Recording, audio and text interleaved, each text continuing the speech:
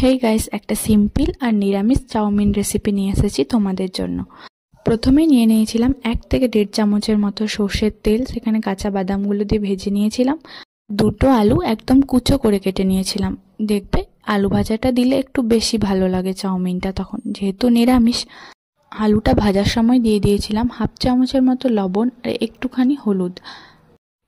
আলুটা একটু নেড়ে চেড়ে একটু ঢাকা দিয়ে দিলাম, ততক্ষণে সেদ্ধ হোক, বাকি কাজগুলো করে নিই। অল্প কিছু সয়াবিন আমি নুনের সাথে গরম জল দিয়ে ভিজিয়ে রেখেছিলাম, সেগুলো থেকে ভালো করে জলটা বের করে নিয়েছিলাম। তারপর একটা পাত্রের মধ্যে চাউমিনটাকে সেদ্ধ করতে দিয়ে দিয়েছিলাম। ততক্ষণে দেখি আলু ভাজা আমার রেডি হয়ে গেছে। তো চাউমিনটাকে একটা ছাকনার মধ্যে ছেঁকে নিয়ে একটু সর্ষের তেল দিয়ে ভালো করে মাখিয়ে নিয়েছিলাম। ততক্ষণে আমি ক্যাপসিকাম, গাজর, টমেটো বেশ ফাইন করে কুচো কুচো করে কেটে নিয়েছিলাম। এবার সেগুলোকে ভালো করে ভেজে নিয়েছিলাম। এই রেসিপিটা তোমরা মঙ্গলবার, বৃহস্পতিবার, শনিবার, যেগুলো অনেকেই অনেক বাড়িতে এই দিনগুলোতে নিরামিষ খায়, তো সেদিন ট্রাই করতে পারো। তারপরে দিয়ে দিয়েছিলাম জিরে গুঁড়ো, হলুদ গুঁড়ো, কাশ্মীরি লঙ্কার গুঁড়ো আর কিছু কাঁচা লঙ্কা 2-3টের মতো চিড়ে দিয়ে দিয়েছিলাম তার মধ্যে। একটু ভাজা হয়ে গেলেই দেখবে কালারটা কি সুন্দর আসবে। এরপরে আমি দিয়েছিলাম সেই কুচো করে রাখা টমেটোটা একটু ভালো করে ভেজে নিতে হবে।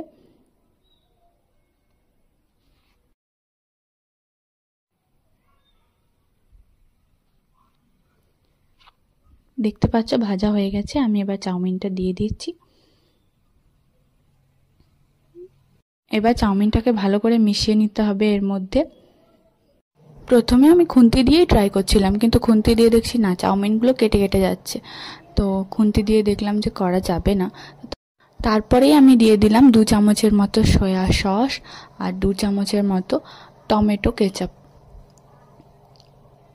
তো তারপরে ভালো করে আরেকবার মিশিয়ে নিতে হবে। খুব হালকা হালকা হাতে মেশাতে হবে যাতে চাউমিনগুলো না কেটে যায়। তারপরে যে আলু আর কাঁচা বাদামগুলো আমি ভেজে রেখেছিলাম সেগুলো তার মধ্যে অ্যাড করে দিলাম।